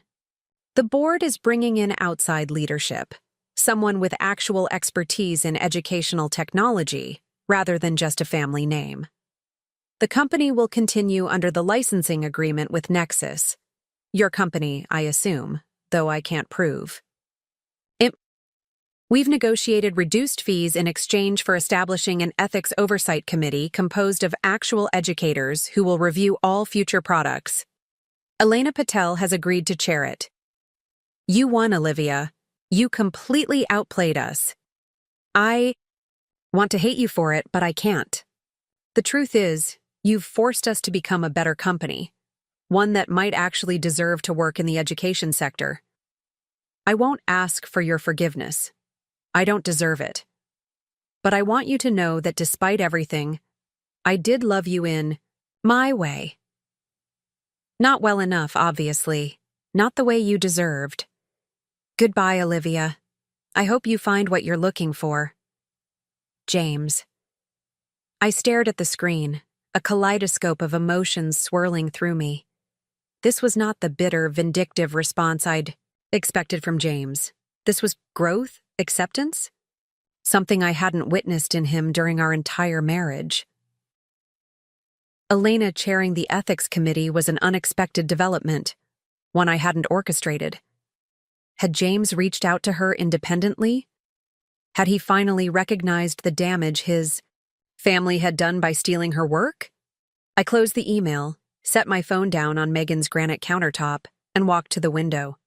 Snow was falling now, fat flakes drifting past the glass to join the growing blanket covering Chicago, clean, fresh snow erasing the landscape and creating something new in its place.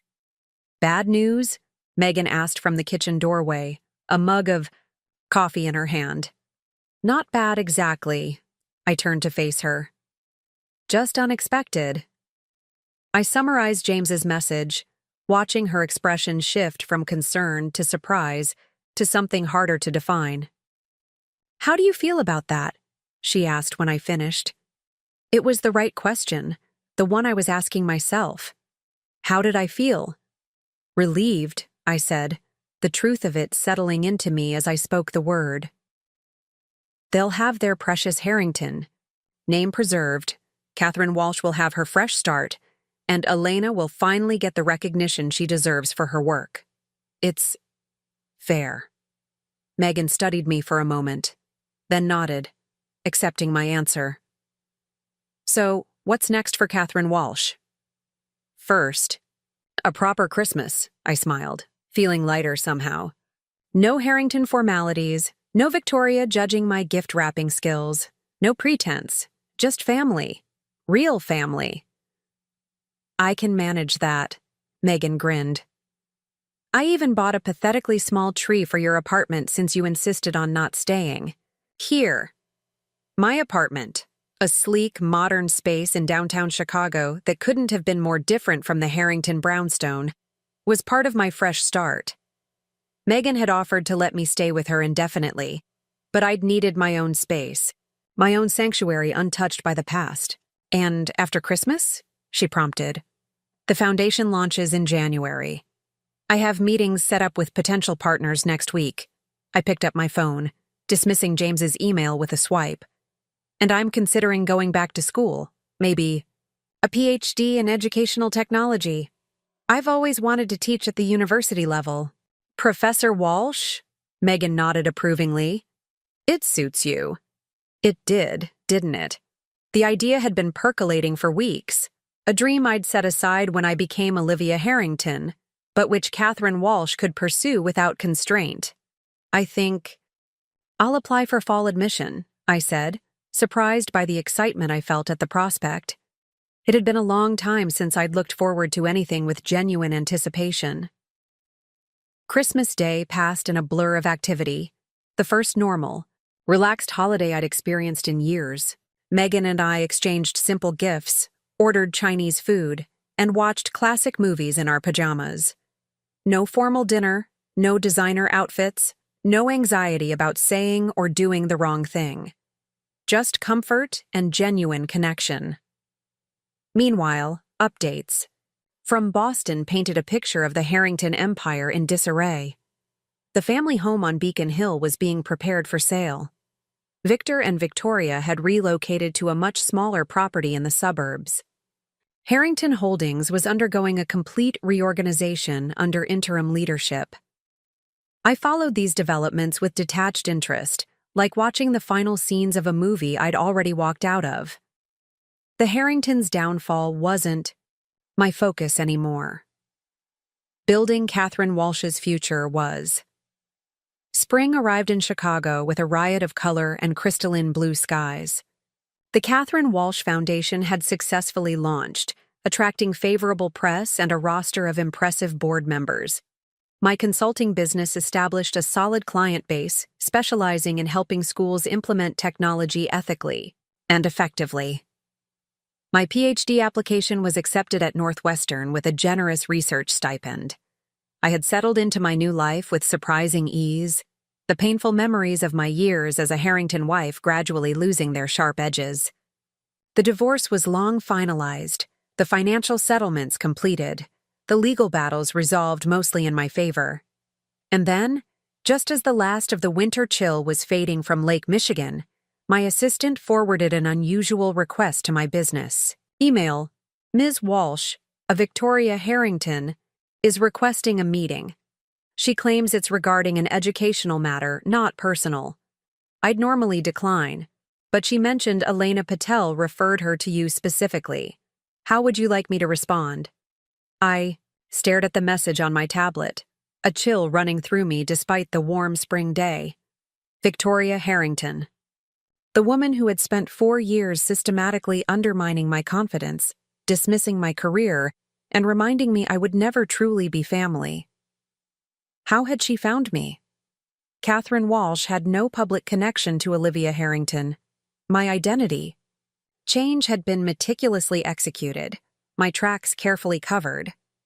Elena. She must have made the connection somehow and shared it with Victoria. But why would she do that, after everything the Harringtons had done to her? And more importantly, what could Victoria possibly want from me now? The divorce was settled, the company restructured, the patents were legally transferred. There was nothing left to fight over, no leverage she could possibly gain. I texted Megan immediately. Victoria Harrington requesting a meeting, claims Elena referred to her. Thoughts? Her response came within minutes. Trap? Power play? or genuine need? Hard to tell with that woman. If you do it, public place, I'm there too. She was right to be cautious. Victoria Harrington wasn't accustomed to losing, and she might see this as an opportunity to reassert some control over the situation, or over me. I called Elena directly, needing to understand her role in this unexpected development. "Catherine," she answered warmly. We'd reconnected after my departure from Boston, and she'd been one of the first to join the Foundation's advisory board. "How are things in Chicago?" "Unexpected," I replied. "Victoria Harrington is trying to contact me. She says you referred to her." A pause, then a sigh. "I did. I'm sorry I didn't warn you first. It's complicated." "Uncomplicate it for me." I kept my voice level, though my pulse had quickened. "Why would you connect Victoria Harrington with Catherine Walsh?" "Because she asked me to help her find you," Elena said simply. "And because I think you should hear what she has to say." "Which is what, exactly?" "That's for her to explain. But Catherine, it's not what you think. She's different now. The whole family is. What you did, exposing the patent theft, forcing accountability, it changed things. At least give her a chance to speak." I ended the call with a promise to think about it, but no commitment to actually meet with Victoria. Despite Elena's reassurances, the idea of facing my former mother-in-law again sent waves of anxiety through me. I'd worked so hard to build this new life, to become Catherine Walsh fully and completely. Was I really willing to risk reopening old wounds? The answer came to me as I stood on my balcony that evening, watching the sunset paint Lake Michigan in hues of orange and gold. Catherine Walsh wasn't afraid of Victoria Harrington. Catherine Walsh didn't need to hide or run. Catherine Walsh was confident in who she was and what she had built. I texted my assistant. "Set up the meeting for next Wednesday, 11 a.m. at the Foundation office. 1 hour only. And make sure Elena Patel is available to join us." If Victoria wanted to see me, she would do so on my terms, in my space, with my allies present. Whatever she had to say, I was ready to hear it. Not as Olivia Harrington, the disappointing daughter-in-law, but as Catherine Walsh, educator, foundation director, and woman in complete control of her own destiny. Wednesday arrived with unseasonable warmth, sunshine streaming through the floor-to-ceiling windows of the Catherine Walsh Foundation's downtown office. I'd chosen the space deliberately, open, airy, with views of Millennium Park and Lake Michigan beyond, as different from the wood-paneled, tradition-bound Harrington aesthetic as possible. I dressed with care that morning, selecting a bright blue suit that Olivia Harrington would never have worn. Too bold, too confident, too far from the muted, conservative palette Victoria had always pushed me toward. Catherine Walsh dressed to please herself, not to meet someone else's arbitrary standards. Elena arrived 30 minutes before Victoria was due, her familiar smile reassuring as she gave me a quick hug. "You look good, Catherine," she said, stepping back to study me. "Chicago agrees with you." "Freedom agrees with me," I corrected with a smile. "Thank you for coming." "I wouldn't miss it." She glanced around the office, taking in the modern art on the walls, the clean lines of the furniture, the wall of awards already accumulating from Catherine Walsh's educational initiatives. "This is impressive. You've built something remarkable in just a few months." "We've built it," I reminded her.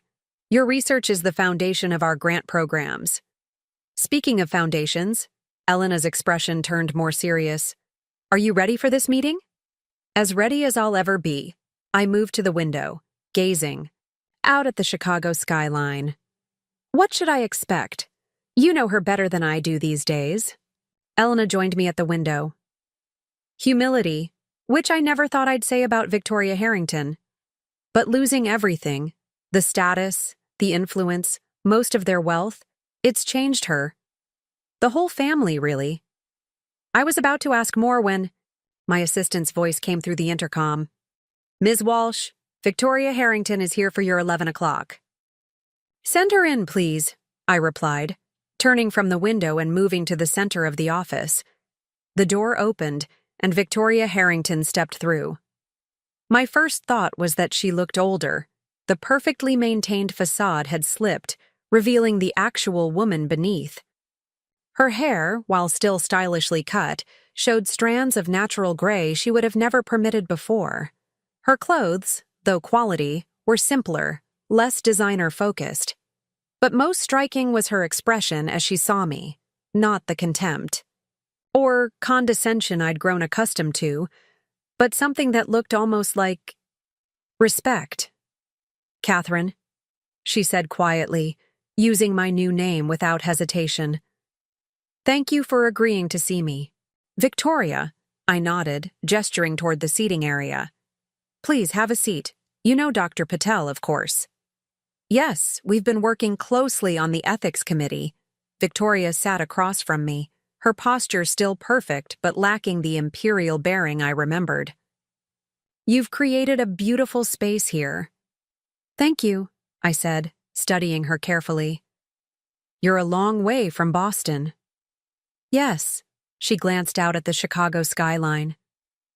"It's my first time in the city, actually. James always spoke highly of it." The reference to James hung between us, an acknowledgement of the complicated history we shared without directly addressing it. "Your assistant said this is about an educational matter?" I prompted, keeping my tone professional. "It is." Victoria opened her purse and removed a slim folder, placing it on the coffee table between us. "I'm here to propose a partnership between the Catherine Walsh Foundation and what remains of Harrington Holdings."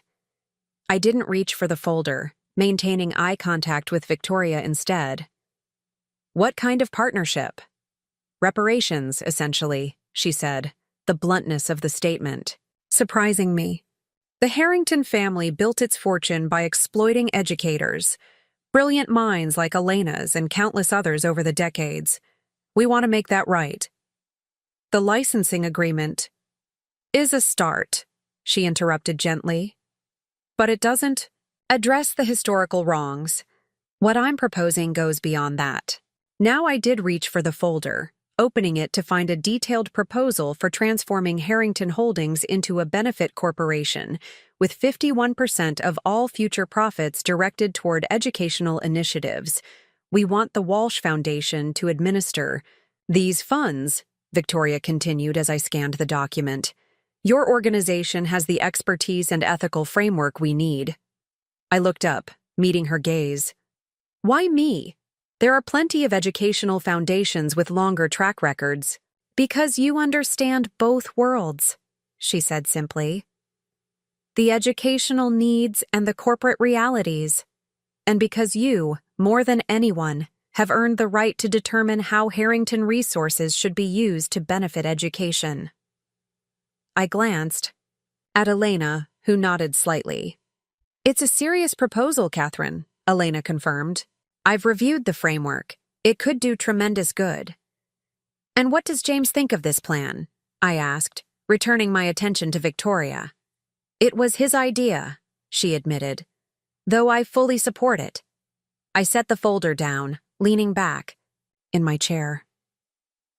"The last time we spoke, you made it very clear that I was just a teacher who couldn't possibly understand the complexities of your business world. What changed?" Victoria was quiet for a moment, her hands folded neatly in her lap.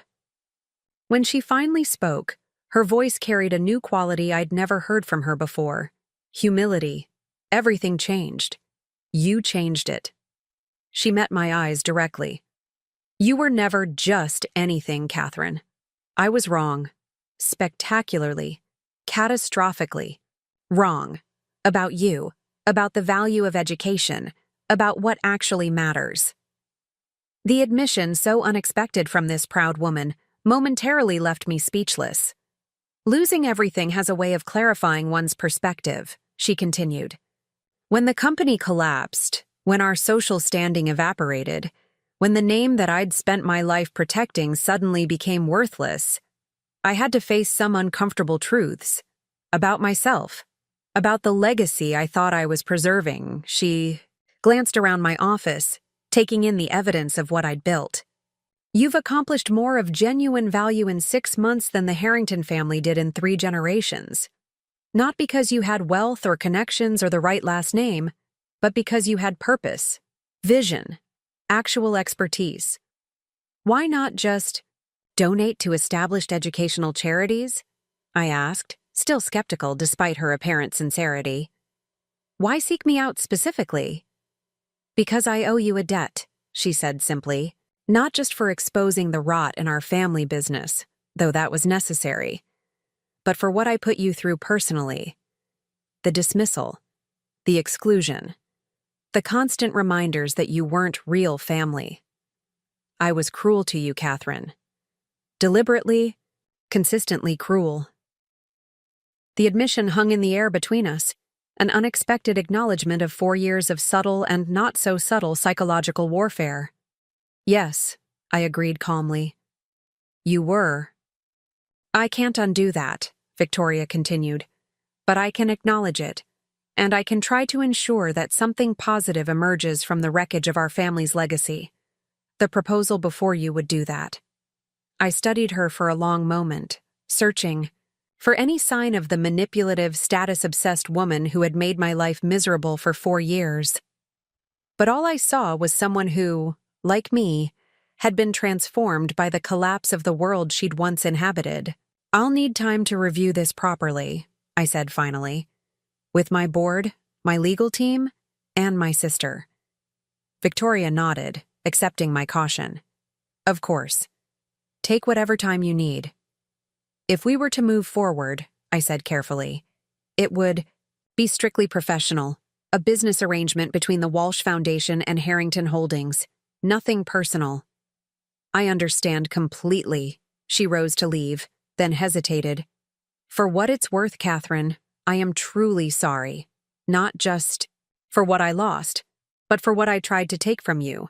Your confidence, your sense of worth, your professional identity. You deserved better. The apology, unexpected and apparently genuine, momentarily caught me off guard. In all my calculations, in all my plans, I'd never anticipated Victoria Harrington capable of such self-reflection. Thank you, I said simply, rising as well. I appreciate you saying that.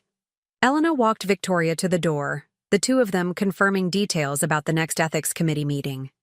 I remained by the window, gazing out at the city that had become my home, processing the strange encounter. Once Victoria was gone, Elena returned to my side. Well, what do you think? I paused, considering. I think she's genuinely changed, which is something I never expected to see. Does that change how you feel about the proposal? I'll evaluate it on its merits, I said firmly. Catherine Walsh doesn't make business decisions based on personal history. Elena smiled at that.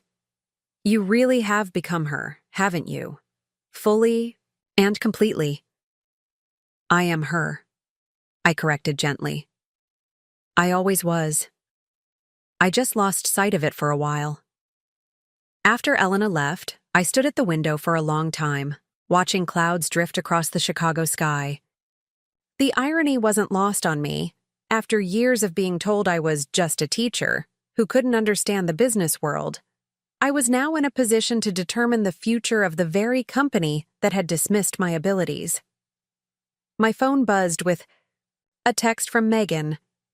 How did it go with the dragon lady? I smiled at her protective instinct. Surprisingly civil, I replied. She's proposing a business partnership.